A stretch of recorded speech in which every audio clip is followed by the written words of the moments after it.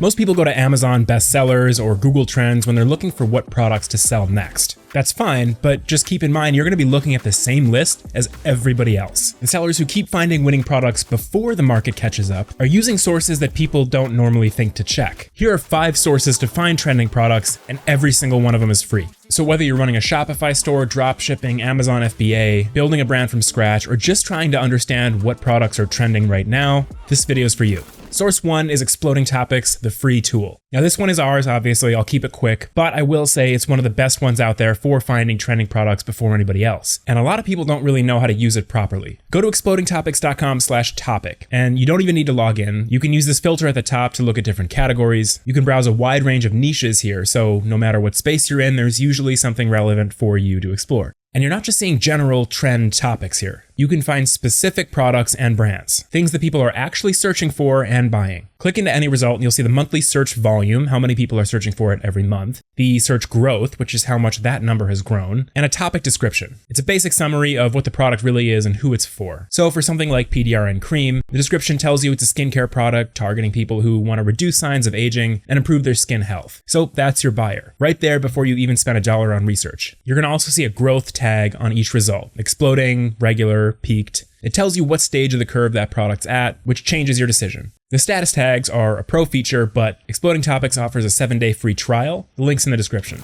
Source 2 is thisiswhyimbroke.com. This one looks like a joke at first, but spend 15 minutes here and you might start to see it differently. It's a curated product discovery site that showcases unusual, quirky, genuinely weird products from across the web. Everything from novelty gadgets that cost a few dollars to multi-million-dollar luxury listings. Every niche, every price point. So what I would do is go first and hit the popular tag. That's where you see which products have been saved the most by the visitors. That's real engagement data from people who are bookmarking things they actually want to buy. You can also browse by newest, price range, and there's even gifts under $20, which is great if you're looking for gifting products or, in the impulse buy space. Now, the real value here is going to be pattern recognition. If you're seeing 5 products in a row that all share a similar aesthetic, say mossy textures, natural materials, ambient lighting, that's one consumer desire showing up in multiple forms. That pattern tells you more than any single product does. If you're building a brand or trying to decide what category or what niche to move into, that's the thing worth paying attention to. It's more about exploration and understanding what's working in the market at a high level. This site doesn't sell products through it directly. Most listings link out to external retailers like Amazon, Etsy, Kickstarter, or the brand's actual website, which is helpful because you can immediately see how the product's being positioned, priced, and obviously marketed.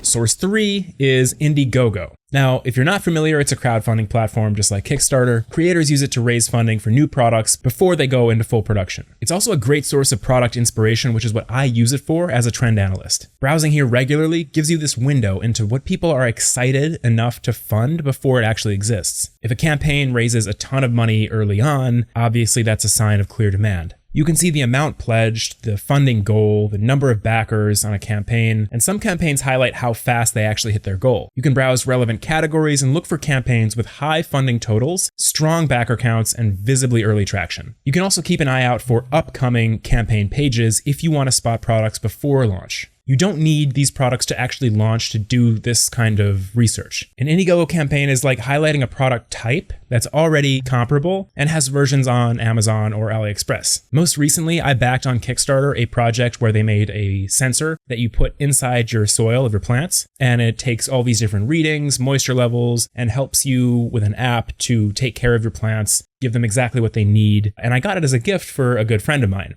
Now, after backing this campaign, I did more research. I found there were already versions of this product that existed. So this is one example of finding demand within the platform and then searching outside the platform to see what products already exist, how are they reviewed, what are the bonuses, what are the things they need to work on. This is really valuable research, even if it's not giving you one specific product to sell like Exploding Topics does. Another pro tip here is to pay attention to the comment sections on the highly funded ones. Backers discuss which features they loved, what concerns they have, and what they would improve. And that's great for product differentiation, your content, all that just handed to you for free. Also make sure to check the updates tab. That's where the campaign creator posts progress reports on manufacturing and shipping. If a project keeps missing a ship date or quietly changes the product specs, that's a signal the product has sourcing problems. So you can cross that one off and move on.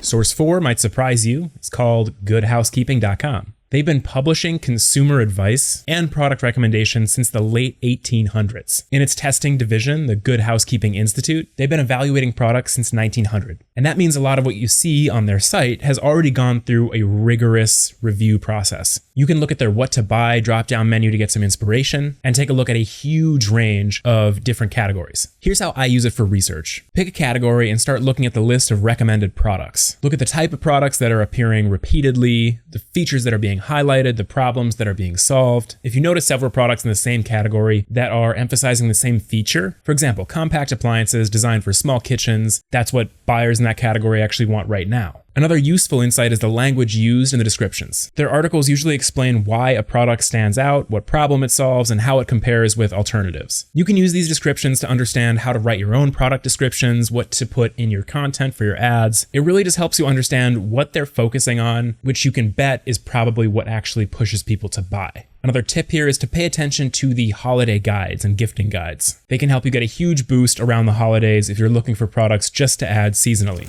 The fifth one today is called Uncrate. Now, they've been up and running since 2005. It's a website. They describe themselves as a buyer's guide for men, and the categories make that clear. They've got gear, style, cars, tech, shelter, vices, body, and more. Now, if you're looking for products to sell to a male audience, this is definitely a good place to take the temperature of the market. It tends to have a lot of these premium, aspirational type products that most people can't afford. Luxury vehicles, high-end watches, expensive lifestyle gear, but there's also a lot of more accessible items that show up because otherwise, how would they make any commission? The purpose of this one is not necessarily to figure out what you're going to drop ship tomorrow. Think of it like an e-commerce focused Pinterest board, where you're getting an understanding of what aesthetic, types of products, desires your target market actually has. And they do a really great job at curating and writing this content, so pay close attention. The product imagery and copy are concise and direct.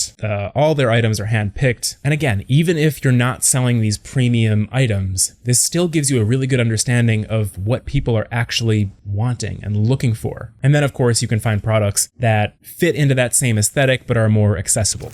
So that's it for now. If you want even more websites to find trending products, just comment below and I'll drop you even more for free. Speaking of trending products, we have a lot more that we're featuring this year. So make sure you hit subscribe or you might never see my face again. Thanks again for watching, and I'll see you in the next video.